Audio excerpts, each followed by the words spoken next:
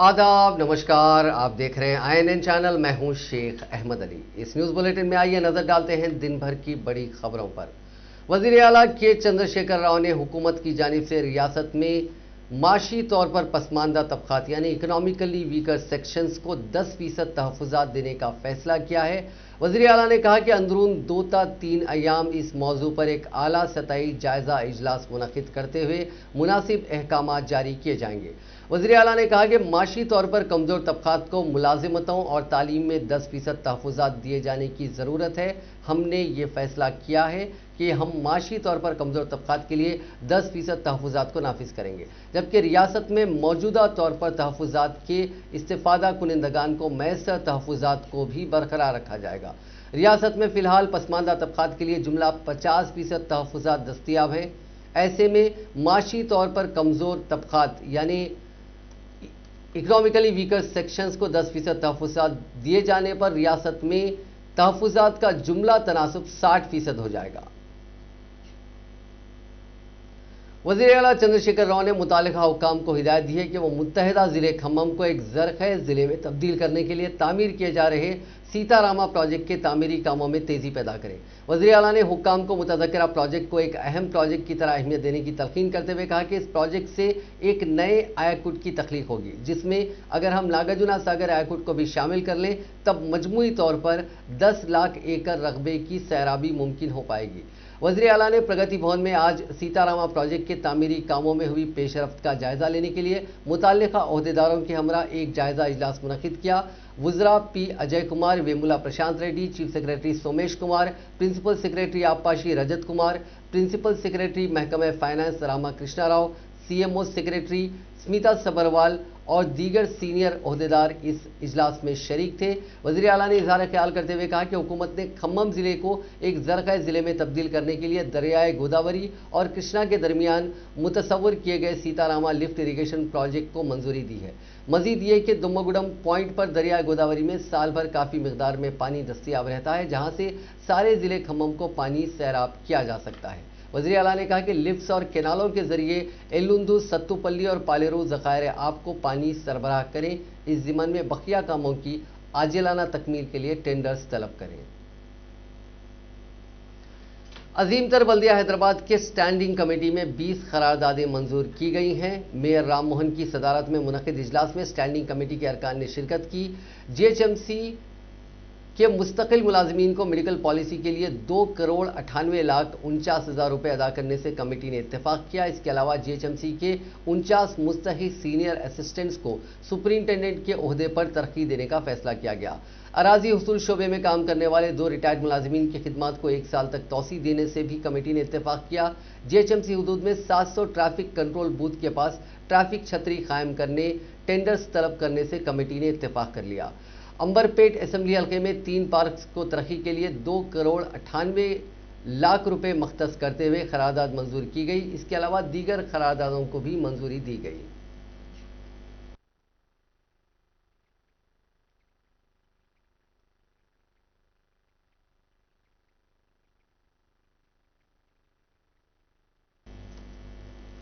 तेलंगाना के नलगुंडा जिले में पेश आए खौफनाक सड़क हादसे में 6 अफराद हलाक हो गए। ये हादसा लॉरी के ऑटो को टक्कर देने के नतीजे में पेश आया, जहां ऑटो में सवार मजदूर हलाक हो गए।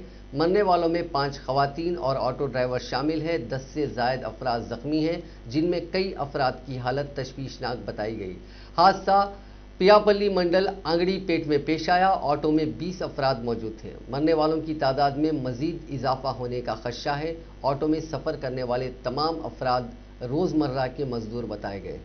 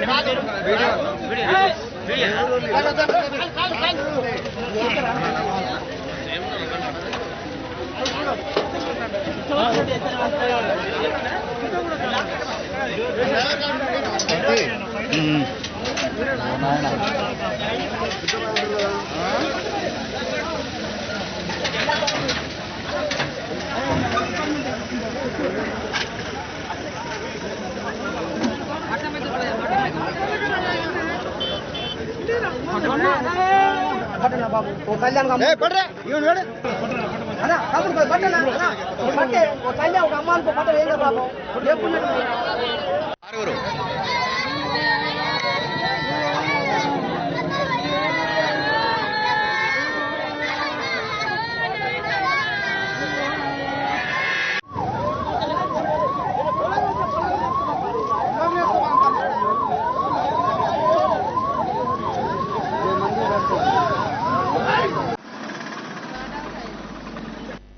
वजीर बल्दी नज़्म व नस्क KT रामाराव ने सिकंदराबाद में साउथ सेंट्रल रेलवे एम्प्लॉइज संघ डिविजनल दफ्तर का इफ्तिताह किया। इस तकरीब में डिप्टी स्पीकर पद्माराव गौड़, रियासती वज़रा श्रीनिवास गौड़ और P अजय कुमार भी मौजूद थे। KTR ने इस मौके पर खिताब करते हुए कहा कि जनूबी हिंद की रियासतों को मरकजी बजट का ज़्यादा हिस्सा दिया जाना चाहिए। उन्होंने कहा कि 63 ट्रेनों से दूर दराज के इलाकों की तरक्की मुमकिन है।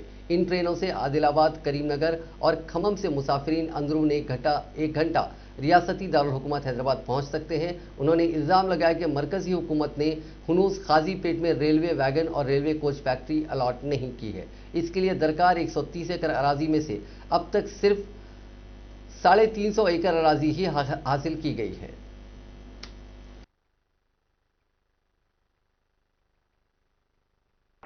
గౌరవ ముఖ్యమంత్రి గారు చెప్పారు. అదే దిశలో ఎల్లవేళలా మీకు అండగా ఉంటామని కూడా చెబుతూ స్థానికంగా ఒకవేళ మా పురపాలక శాఖ పరిధిలోకి వచ్చే ఏదైనా సమస్యలు ఉంటే మీరు పద్మారావు గారి దృష్టికి తీసుకొస్తే కేవలం ఒకటో రెండో రోజుల గడువులోనే ఆ సమస్యల్ని పరిష్కరించే బాధ్యత కూడా పురపాలక శాఖ మంత్రిగా నేను తీసుకుంటానని కూడా చెబుతూ మరొక మాట కూడా ఈ సందర్భంగా చెప్పాలి. ఈ దేశం నిజంగా ఉజ్వలంగా ముందుకు పోవాలి అంటే నేను చాలాసార్లు మిత్రులతో చెప్తా ఉంటా. చాలా మంది నేను ఐటీ మినిస్టర్ కాబట్టి అడుగుతూ ఉంటారు, అన్నా మాకు రామగుండంలో ఐటీ కావాలా, నల్లగొండలో కావాలా, ఆదిలాబాద్లో కావాలని చెప్తా ఉంటారు. నేను వాళ్ళకి ఒకటే చెప్తా ఉంటా, నేను చాలా దేశాలు తిరిగి వచ్చిన, కొన్ని రోజులు అమెరికాలో ఉన్నా, జపాన్ పోయినాను, చైనా పోయాను, చాలా దేశాలు పోయాం. ఈరోజు ఆ దేశాలు అభివృద్ధి బాటలో మనకంటే ముందున్నాయి అంటే ఒకానొక ప్రధానమైన కారణం హై స్పీడ్ రైల్ కనెక్టివిటీ. ఈ హై స్పీడ్ రైలు వస్తే ఏమవుతుంది అంటే, ఉదాహరణకి ఇప్పుడు మన దేశంలో కూడా వందే భారత్ రైలు తయారవుతా ఉంది. 165 కిలోమీటర్ల వేగంతో ప్రయాణం చేసే రైలు వచ్చింది. ఇంకా మనకు రాలేదు కానీ వస్తుంది అనుకుంటా. ఆ రైలు వచ్చిన తర్వాత ఏమవుతుందంటే, మీరు అప్పుడు కరీంనగర్లో నివాసం ఉంటున్నారా, ఖమ్మంలో నివాసం ఉంటున్నారా, ఆదిలాబాద్లో నివాసం ఉంటున్నారా అన్న దాంతో నిమిత్తం లేకుండా ఎక్కడ ఉన్నవారైనా సరే కేవలం గంట వ్యవధిలో ఈరోజు ఆదిలాబాద్ నుంచి హైదరాబాద్కు వచ్చే పరిస్థితి ఉంటే, గంట వ్యవధిలో ఖమ్మం నుంచి హైదరాబాద్కు వచ్చే పరిస్థితి ఉంటే, అప్పుడు హైదరాబాద్లో నివాసం ఉంటూ ఖమ్మంలో కూడా కొలువులకు పోయే పరిస్థితి ఉంటుంది. హైదరాబాద్లో నివాసం रियासत के होने वाले वजीर आला को मुबारकबाद। मैं रियासती कानूनसाज असेंबली रेलवे वर्कर्स की तरफ से मुबारकबाद पेश करता हूँ। ये अल्फाज तेलंगाना असेंबली के डिप्टी स्पीकर पद्माराव के थे, जो रियासत में इन दिनों क़यादत की तब्दीली और मौजूदा वजीर आला चंद्रशेखर राव की जगह उनके फर्जंद KT रामाराव को नए वजीर आला बनाए जाने की बहस में कूद पड़ने वालों में शामिल हो गए। रियासत के सियासी और मुख्तलिफ गोशों में इन दिनों ये बहस काफ़ी तेज चल रही है कि जल्द ही वज़ीर आला KCR अपने फर्जंद वो वजीर तारक रामाराव को अपना जानशीन बनाएंगे। रियासत के बाज़ वज़रा ने भी तारक रामाराव को मुबारकबाद दी थी और आज डिप्टी स्पीकर पद्माराव ने एक तकरीब में KTR की मौजूदगी में उनको होने वाले वज़ीर आला कहकर मुखातिब किया और मुबारकबाद पेश की। KTR पद्माराव हुक्मरान जमात TRS के बाज़ लीडरों के साथ रेलवे मुलाजिमीन की यूनियन की तकरीब में सिकंदराबाद में शरीक थे, जहां पद्माराव ने ये मुबारकबाद पेश की। ताहम KTR ने इस मौके पर खामोशी इख्तियार की। इनके अलावा आज एक प्रेस कॉन्फ्रेंस से खिताब करते हुए रियासती वजीर श्रीनिवास गौड़ ने भी KTR को वजीर आला बनाए जाने की तायीद की।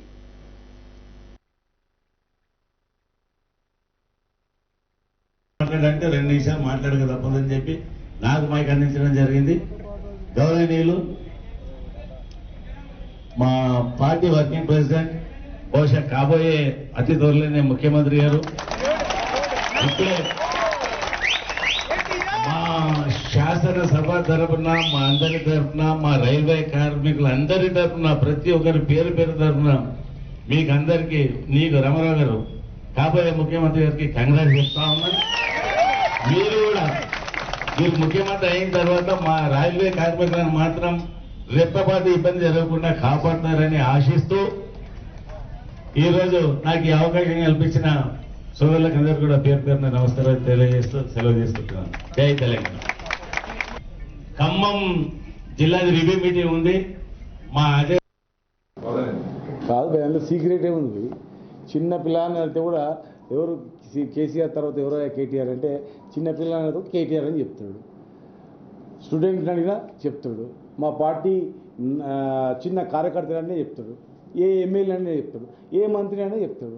సహజంగా కూడా ఇవాళ అందరికన్నా కొత్త నాలెడ్జ్, దేశ విదేశాల్లో చదువుకొని దేశ విదేశాల్లో ఎంత అనుభవం ఉండి ఆయన అనుభవంతో ఒక ఐటీ ఇండస్ట్రీ కానీ ఆయన అనుభవంతో అనేక శాఖలను కానీ ఆయన అనుభవంతో ముఖ్యమంత్రి గారికి ఏమైనా విషయాలు చెప్పాలన్నప్పుడు ఇమ్మీడియట్గా వారు చెప్తే పని అయిపోతుందని వారు కూడా అనుసంధానం చేస్తూ ముఖ్యమంత్రి గారికి, ప్రభుత్వానికి, మంత్రులకు, ఎమ్మెల్యే ప్రజలకు చేస్తూ అనేక సమస్యలు తీరుస్తూ ఇలా ముందుకు పోతున్నప్పుడు జనరల్ చూడగానే ఎవరనేది అర్థమైపోతుంది.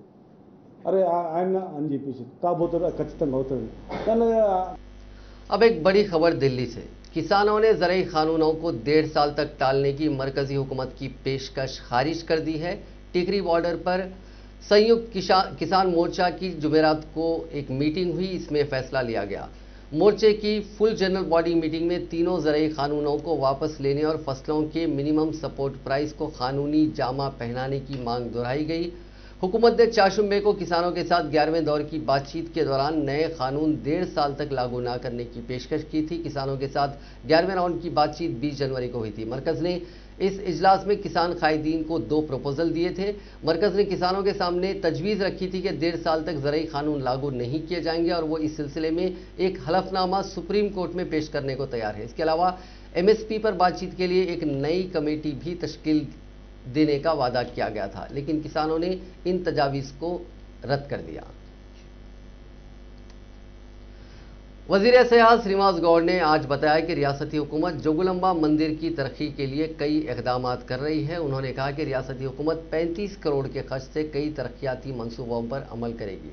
साथ ही नेलाकुंडापल्ली बुद्धा टेम्पल और सरदार पापन्ना फोर्ट पर सयाहत को फ़रोग़ देने के लिए इक़दाम किए जाएंगे।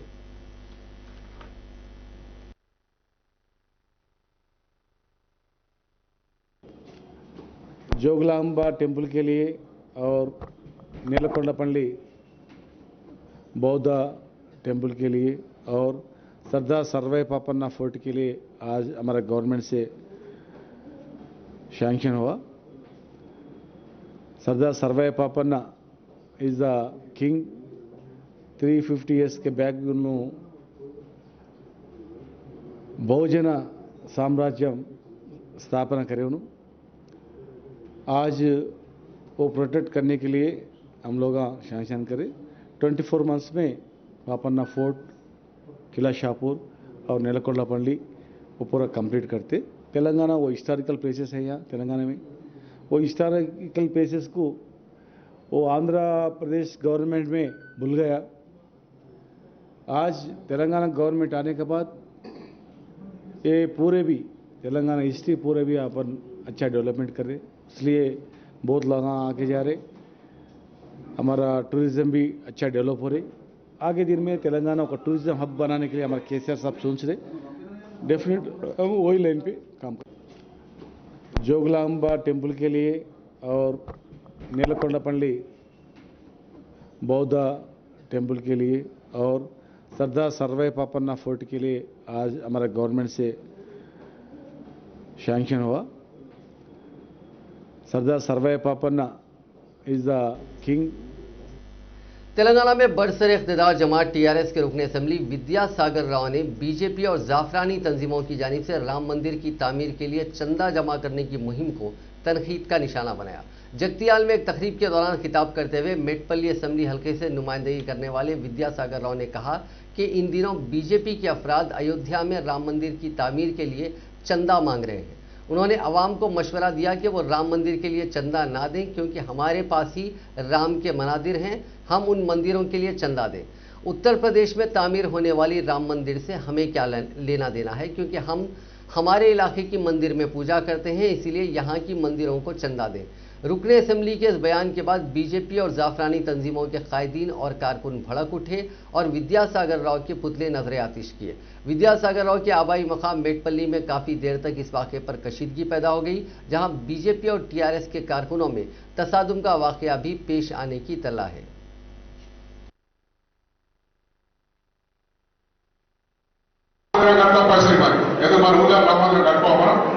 బాగా వేషం కొత్త వేషం అన్నాడు 50 100 దైవ కాడికి వెళ్ళి అదంతా మన భక్తులం అవుతుంది. మన భక్తి లేని మన భక్తులం అసలు మనం 50 100 తీసుకుంటున్నాం, కానీ అవసరం లేదు. ఎవరైనా మీరు ఒకటి చెప్పాలి, మా ఊళ్ళో మేమే రామమందిరం కట్టుకుంటాం, మా దేవుడు మా దగ్గర ఉంది. ఉత్తరప్రదేశ్ లో రాముడు చేస్తాం, మన ఊళ్ళో మనం కట్టుకుంటాం, మన ఊళ్ళో మనం రామమందిరం కట్టుకోవాలి, మన గ్రామంలో మనం పూజ చేసుకోవాలి. కానీ ఎవరికో చెందా ఇవ్వాల్సిన అవసరం లేదో చెప్పుకుంటే అందరికీ తెలుసు. ఇటువంటి అన్ని ట్రిక్కులు పెడతారు, వాళ్ళకి వచ్చినంతా ట్రిక్కులు. దీని దగ్గర ఫోన్ ఉన్నది, ఈ ఫోన్ వల్ల వాట్సాప్ పెడతాడు. దేశం పట్టుకుపోయినా బాగా అటువైపు ఇది ఇటువైపు ఏముండదు, ఎక్కడ ఎవరైనా కూడా బరాబర్ ఉన్నారు, బరాబర్ మాకు పనిచేస్తున్నాం. కానీ అటువంటి వ్యక్తులు నమ్మకండి.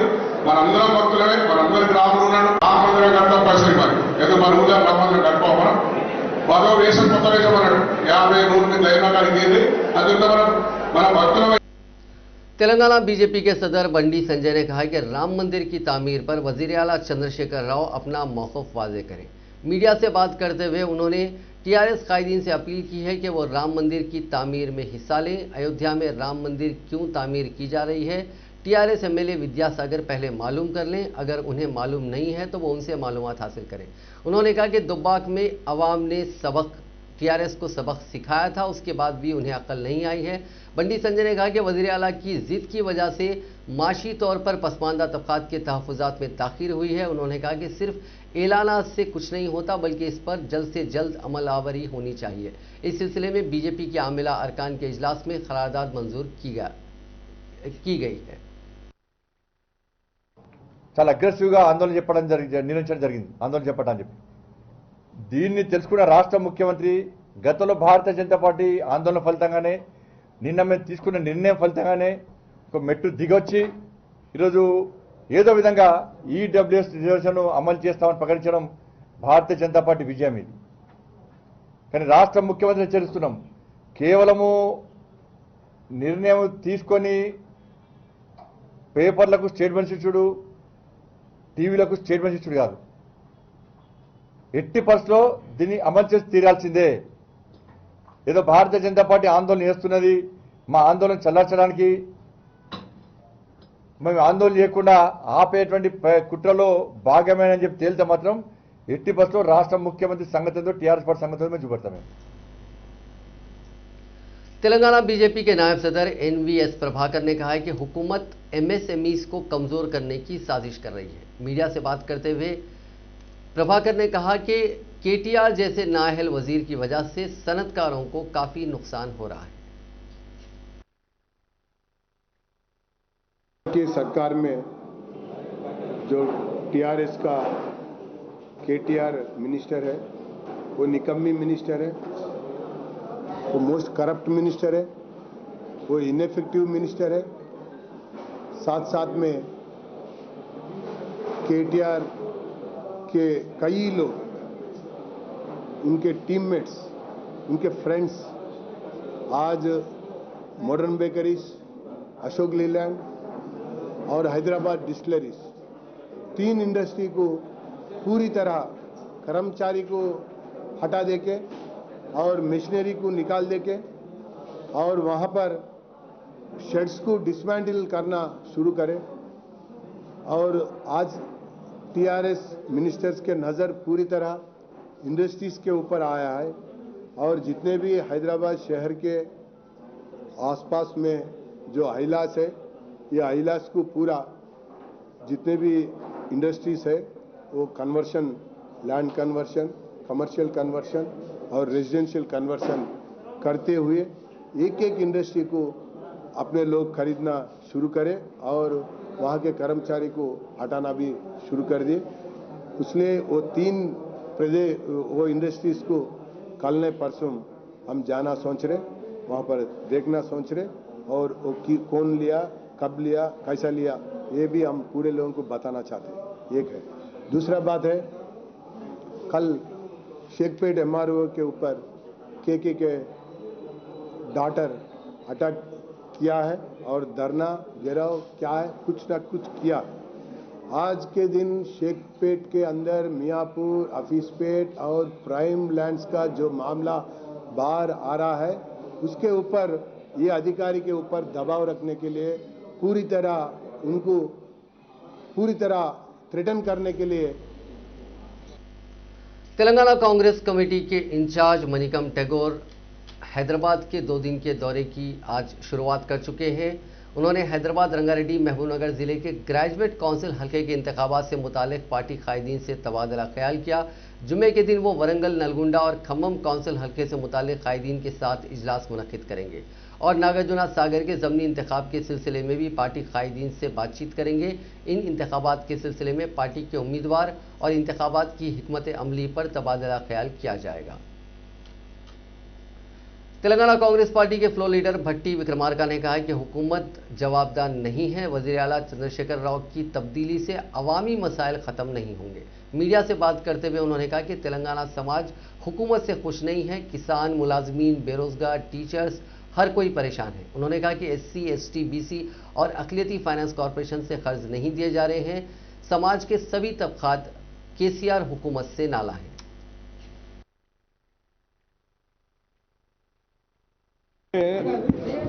बहुत सारे इश्यूज पेंडिंग है। हर section of the people are suffering seriously. If you see the farming community seriously, in a serious problem, like, and distressed mood also. One side, the government of India has brought new acts, 3 acts, which are totally against the farming community. The other side, state government is telling that they will not buy the agriculture produce what they produce. So they are really worried. Unemployed youth, for the past 7 years, they have been waiting to get a job. More than 2.5 lakh jobs are vacant, and the state government is not recruiting.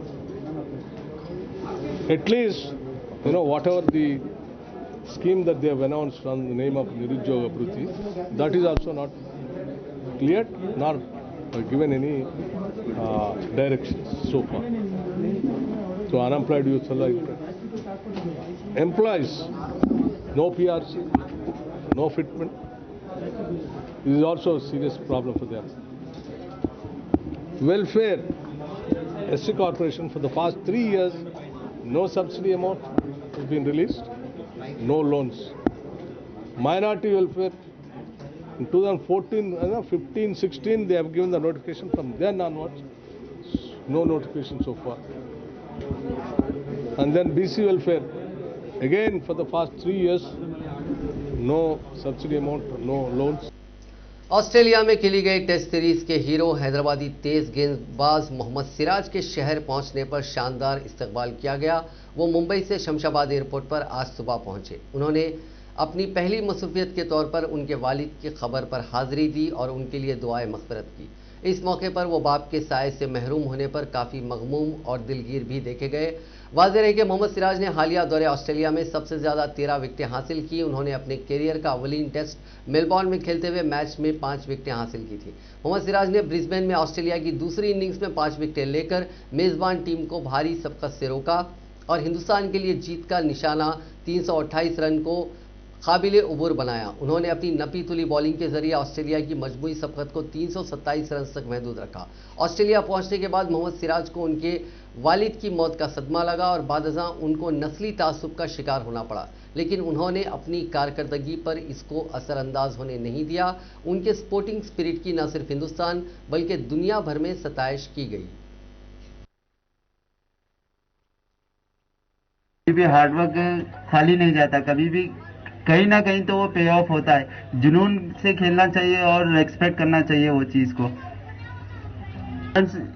जब आप sports खेलना चाहिए तो parents का हाथ रहना बहुत ज़रूरी है, क्योंकि इन्हें तो घर का हाथ नहीं रहा तो अपन सही सलामत से घर पे वो करियर के ऊपर भी फोकस नहीं कर सकते। अगर घर का अपना सपोर्टिंग रहा तो करियर पे भी अपन फोकस कर सकते हैं। ज़्यादा यंगस्टर पे अज्जू भाई सपोर्ट ट्रस्ट कर रहे थे कि ये करेंगे, जैसे शुभमन गिल हो गया, जैसे शार्दुल ठाकुर है, नटराजन है, वॉशिंगटन सुंदर है, वो मतलब एक कॉन्फिडेंस देते हैं कि तू कर सकता है। मतलब एक ओवर खराब होने से कोई उसको डांटते नहीं है, मतलब अच्छे तरीके से समझाते हैं। वो एक कॉन्फिडेंस की बात होती है प्लेयर्स के लिए, यंगस्टर के लिए। अभी तो अभी जैसे जैसे मैं मैचेस खेलने गया तो मुझे एक्सपीरियंस भी शेयर हो रहा आईपीएल से, और जैसे आरसीबी ने मुझे बैक किया ये सिचुएशन पे जो मेरा इतना खराब सीजन चल रहा था मेरा, और जो आरसीबी ने मुझे ट्रस्ट दिखाया और विराट भाई ने जो बैक किया मुझे, वो मेरे लिए कॉन्फिडेंस की बात थी। और वाइट बॉल क्रिकेट में मतलब बॉलर की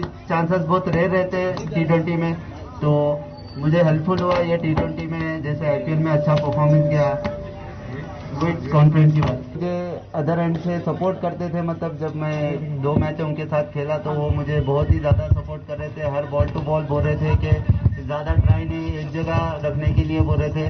फिर उसके बाद मेरा एक स्पेल ख़राब हुआ 3rd इनिंग 4th टेस्ट में, तो बुमराह भी बोल रहे थे ज़्यादा सोच मत, एक स्पेल गया, अब भाई का सोच, जो करना है वो, बट भाई आगे का सोच, ये हो गया नेक्स्ट का सोच। बैक किया है जो मेरा इतना खराब सीजन गया था 2018 में, तो आरसीबी ने बैक किया और मुझे रिटर्न किया। विराट भाई मुझे हमेशा बैक करते हैं कि तुझमें है दम, तू कर सकता है, बस कर, ज़्यादा सोच मत कि मेरे से ये नहीं होगा, ये ज़्यादा प्रेशर मत दे, बस जो है वो करते जा। बस यही साल में वही सोचा और वही किया। इसके लिए जैसा ये परफॉर्मेंस हुआ, कॉन्फिडेंस की बात है, वही कॉन्फिडेंस नेक्स्ट सीरीज के लिए भी लेके जाऊँगा।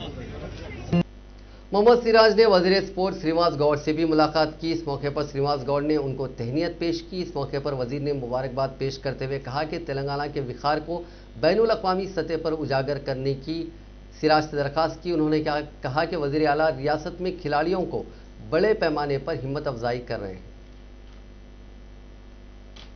दुनिया भर में कोरोना वायरस से मुतासरीन की तादाद आज 9,73,88,314 हो गई है, जबकि स्मोजी वायरस से अब तक 20,85,525 लोगों की मौत हो गई है। हिंदुस्तान में कोविड-19 के मुतासरीन का आंकड़ा 1,06,10,883 हो गया है, जबकि 1,52,869 अफराद हलाक हो चुके हैं। तेलंगाना में मुतासरीन की तादाद 2,92,621 हो गई है और 1,584 अफराद अब तक हलाक हो चुके हैं। तेलंगाना में पिछले 24 घंटों में 226 नए मामला सामने आए और 1 मरीज की मौत हुई है। रियासत में फिलहाल 3,920 कोविड-19 मरीजों का इलाज चल रहा है। पुराना शहर हैदराबाद के चौक मैदान खान इलाके में कल शब पकवान गैस सिलेंडर के फट पड़ने के नतीजे में बंगाल से ताल्लुक़ रखने वाले 12 अफराद झुलस गए। ये तमाम अफराद जो सुनार का काम करते हैं, एक ही मकान में मुकीम थे। बताया जाता है कि अफराद पकवान के लिए प्राइवेट गैर कानूनी छोटा सिलेंडर इस्तेमाल करते थे। पकवान के दौरान अचानक ये सिलेंडर फट पड़ा, जिसके नतीजे में ये 12 अफराद झुलस गए और घर को आग लग गई। सुनार के काम के इस्तेमाल में आने वाले केमिकल्स की वजह से आग तेजी के साथ भड़क उठी। पुलिस ने वहां पहुंचकर जख्मियों को उस्मानिया हॉस्पिटल मुंतकिल किया।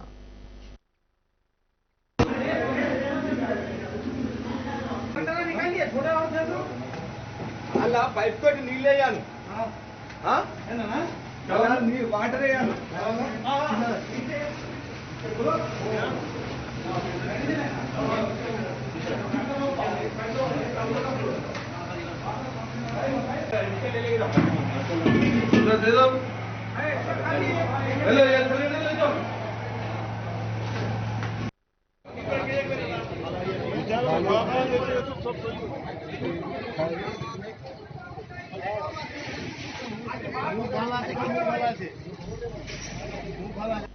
बेहतर तालीम हासिल ना करने और मुनासिब तौर पर ट्यूशन को ना जाने का इल्ज़ाम लगाते हुए हालत नशा में शराबी बाप की जानिब से टर्पनटाइन जिस्म पर डालते हुए 10 साला बेटे को जिंदा जला देने के वाक़े में झुलस जाने वाले लड़के की इलाज के दौरान गांधी हॉस्पिटल में मौत हो गई।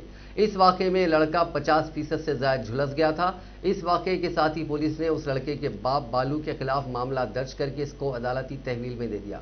पुलिस के मुताबिक ये खानदान शहर हैदराबाद के Kukatpally housing board colony police station के हुदूद में रोड नंबर 2 के एक सरकारी स्कूल के करीब झोपड़ी में रहता था। उस लड़के की शिनाख्त चरण के तौर पर की गई। वो अपनी मां के साथ बैठकर टीवी देख रहा था कि उसका बाप हालत नशा में पहुंचा और दुकान से बीड़ी लाने की उसको हिदायत दी। जब वो बीड़ी लेकर वापस पहुंचा तो उसने बुरी तरह उसकी पिटाई कर दी और कहा कि वो ट्यूशन को क्यों नहीं जा रहा है। उसने साथ ही अपने बेटे के जिस्म पर टर्पंटाइन डालकर उसको आग लगा दी, जिसके साथ ही चीखों पुकार करते हुए लड़के ने झोपड़ी के करीब वाक़े गड्ढे में छलांग लगा दी। बादअज़ा मकामी अफराद ने आग बुझाते हुए पुलिस को इत्तला दी, जिसके साथ ही पुलिस वहां पहुंची। पुलिस ने उस लड़के को हॉस्पिटल मुंतकिल किया। इलाज के दौरान उसकी मौत हो गई। नाज़रीन, इस न्यूज़ बुलेटिन में बस इतना ही। देखते रहिए INN चैनल।